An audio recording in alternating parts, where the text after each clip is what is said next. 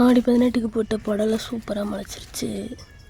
கொஞ்சம் வெள்ளை வெள்ளையாக இருக்கும். அது என்னென்னா எறும்பு பவுட்ரு போட்டு விட்ருக்கேன்.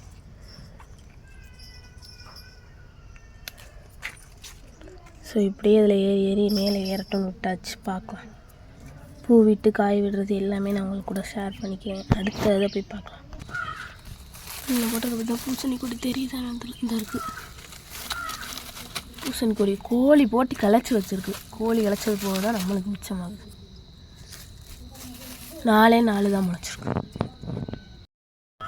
இதுவும் அன்றைக்கி 18க்கு போட்டது தான். அவரைக்கொடி சூப்பராக தளைஞ்சிருச்சு. இதில் ஏற்றிருக்கோம். அப்புறமா நல்ல பெரிய இதுவாக பட்டரை போட்டுவோம்.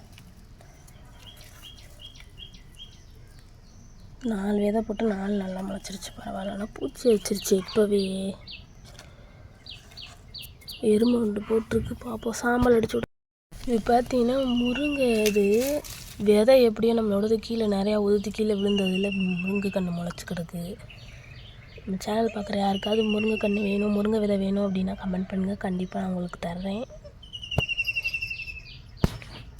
இன்றைக்கி வீடியோ அவ்வளோதான். இந்த வீடியோ பிடிச்சா like, share, then subscribe. Tata by.